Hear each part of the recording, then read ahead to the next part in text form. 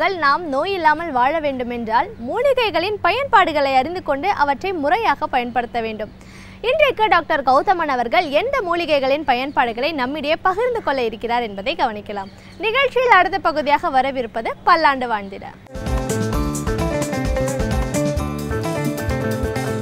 அன்பான கலைஞர் தொலைக்காட்சி நேயர்களுக்கு என்னுடைய இனிமையான காலை வணக்கங்கள். இன்றைக்கி நம்ம பார்க்கக்கூடிய தாவரத்துடைய பெயர் முள்வேலி அப்படின்னு சொல்லக்கூடிய ஒரு புதர் செடி வகை தாவரம். இந்த முள்வேலி அப்படிங்கிற பெயர் இதற்கு ஏன் வந்ததுன்னா, நீர் இருக்கக்கூடிய பகுதிகளில் பார்த்திங்கன்னா இது ஒரு தாவரம் வளர்ந்தாலே அந்த விதைகள் எல்லாம் வேகமாக படர்ந்து ரொம்ப அழகான வேலி போன்ற ஒரு வரிசையான தோற்றத்தை உண்டாக்கும். இதில் ரொம்ப பெரிய சிவப்பு நிறம் அல்லது வெண்மை நிறமான முட்களை கொண்டிருக்கிறதுனால இதற்கு முள்வேலி அப்படின்னு பேர். ரொம்ப அழகான ஊதா நிறமான பூக்களையோ பழுப்பு நிறமான பூக்களையோ அல்லது வெண்மை நிறமான பூக்களையோ கொண்டிருக்கக்கூடிய ஒரு தாவரம் இந்த முள்வேலி.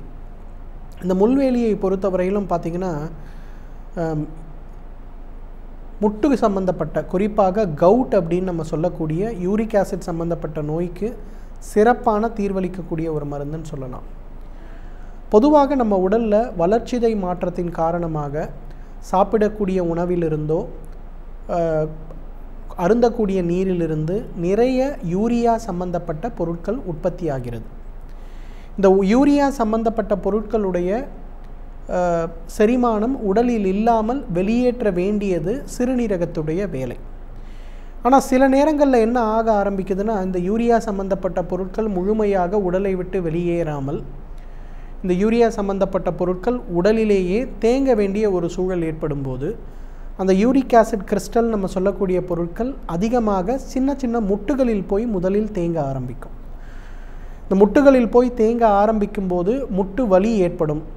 பொதுவாக சிறிய முட்டுகளில், கைகளில் விரல்களில் இருக்கக்கூடிய முட்டுகள், கழுத்து எலும்புகளில் இருக்கக்கூடிய முட்டுகள், கால் விரல்களில் இருக்கக்கூடிய முட்டுகளில் இந்த இடங்களில் போய் அது தேங்க ஆரம்பிக்கும். அது தேங்க ஆரம்பித்த உடனேயே முட்டுகளில் வீக்கத்துடன் கூடிய வலி ஏற்படும், காய்ச்சல் ஏற்படும். ஆரம்ப கட்டத்திலலாம் பார்த்திங்கன்னா இது வாரத்திற்கு ஒரு முறை இருக்கின்ற பிரச்சனையாக இருக்கும். அதன் பிறகு பார்த்திங்கன்னா இது தினசரி ஏற்படுகின்ற ஒரு பிரச்சனையாக மாறி முட்டுகளுடைய இயக்கம், முட்டுகளுடைய அமைப்பே முழுமையாக மாற்றக்கூடிய அளவுக்கு மிக கடுமையான வியாதி இந்த கவுட் அப்படின்னு சொல்லக்கூடிய முடக்குவாத நோய். இந்த கவுட் முடக்குவாத நோய்க்கு பார்த்திங்கன்னா இன்றைக்கு மாடர்ன் மெடிசனில் மிகப்பெரிய தீர்வுகள் இல்லை. வலியை குறைக்கக்கூடிய மருந்துகள் கொடுக்குறாங்க, உடலில் இருக்கக்கூடிய யூரிக் ஆசிடை குறைப்பதற்கான சில மருந்துகள் கொடுக்கிறார்கள். ஆனாலும் நிரந்தர தீர்வு அப்படிங்கிறது பெரும்பாலும் இருப்பதில்லை. அதற்கு இந்த கொடிவேலியிலிருந்து எடுக்கக்கூடிய வேர் ஒரு மிகச்சிறந்த மருந்து அப்படிங்கிறது இன்றைக்கு அனைத்து கட்ட மருத்துவ ஆராய்ச்சிகளிலும் நிரூபிக்கப்பட்ட ஒன்று. இந்த கொடிவேலியிலிருந்து எடுக்கக்கூடிய இந்த ஒரு வேரை 100 மில்லி தண்ணீருக்கு 10 கிராம் அளவு இட்டு நன்றாக கொதிக்க வைத்து வடிகட்டி எடுக்கக்கூடிய அந்த ஒரு கஷாயத்தை 50 மில்லியாக குறைத்து வடிகட்டி எடுக்கக்கூடிய அந்த ஒரு கஷாயத்தை காலை ஒரு வேளை உணவுக்கு முன்பு, இரவு ஒரு வேளை உணவுக்கு முன்புங்கிற மாதிரி தொடர்ந்து சாப்பிட்டு வந்தோமே ஆனால், ஒரு மருந்தாக அல்ல, ஒரு மூலிகை தேநீராக தொடர்ந்து சாப்பிட்டு வரும்போது அந்த உடலில் இருக்கக்கூடிய தேவையற்ற யூரிக் ஆசிட் கிறிஸ்டல்ஸுடைய அளவு குறைவதை நம்ம பார்க்கலாம். இரத்த பரிசோதனை நாம் செய்து கொள்ளும்போது குறிப்பாக பார்த்திங்கன்னா யூரிக் ஆசிட், யூரியா மற்றும் இஎஸ்ஆர்னு சொல்லுவோம், எரித்ரோசைட் செடிமெண்டேஷன் ரேட்டுன்னு சொல்லக்கூடிய அந்த இஎஸ்ஆருடைய அளவு குறைவதையும் நம்ம பார்க்கலாம். சிஆர்பின்னு சொல்லுவாங்க, சீரம் ரியாக்டிவ் புரோட்டீன் சொல்லுவாங்க, அந்த சிஆர்பியுடைய அளவு வேகமாக குறைவதையும் பார்க்கலாம்.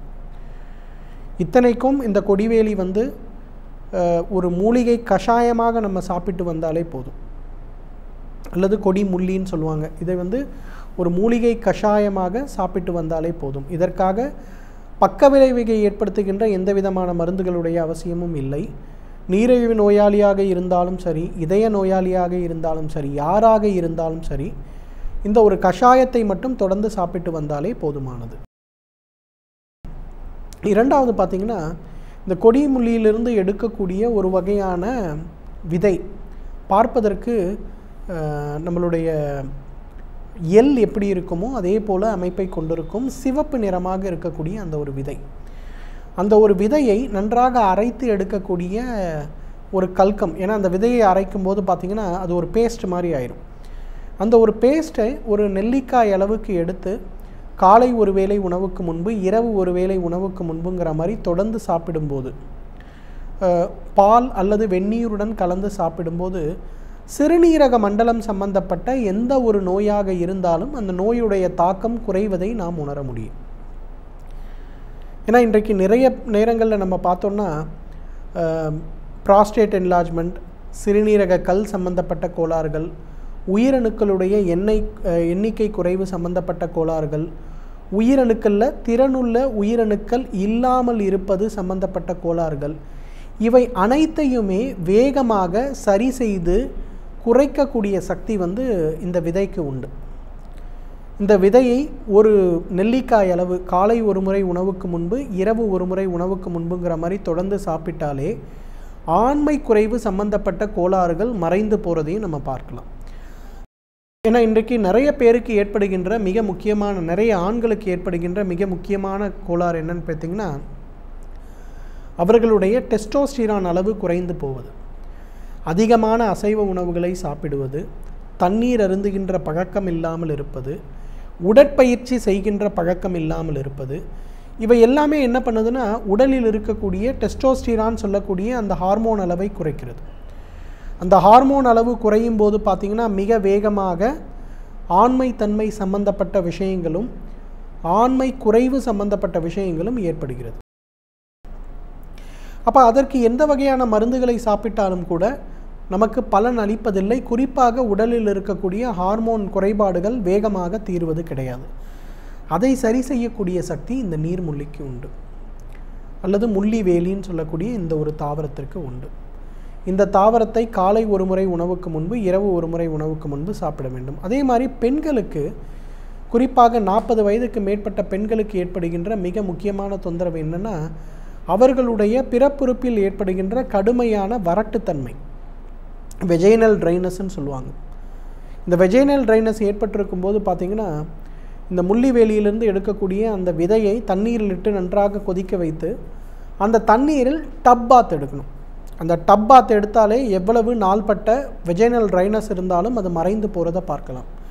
ஏன்னா அந்த வெஜைனல் ட்ரைனஸ் தான் நிறைய பேருக்கு செர்விக்கல் கேன்சர் கொண்டு வருவதற்கு மிக முக்கியமான ஒரு காரணமாக இருக்கிறது. அதை குறைப்பதற்கு இந்த விதையிலிருந்து எடுக்கக்கூடிய நீருக்கு சக்தி உண்டு. எனவே நேயர்களே, முள்வேலி அப்படின்னு சொல்லக்கூடிய இந்த ஒரு தாவரத்தை, இதிலிருந்து கிடைக்கக்கூடிய வேர் கவுட் முடக்குவாதத்திற்கு ஒரு மிகச்சிறந்த மருந்து. இதிலிருந்து கிடைக்கக்கூடிய விதை ஆண்மை குறைவு மற்றும் பெண்களுக்கு ஏற்படுகின்ற வெஜைனல் ட்ரைனஸ்க்கு ஒரு மிகச்சிறந்த மருந்து. தகுந்த மருத்துவ ஆலோசனையின் பேரில் சரியான முறைப்படி உபயோகப்படுத்தினோம்னா நம்மாலும் பல்லாண்டு காலம் ஆரோக்கியமாக வாழ்ந்திட முடியும்.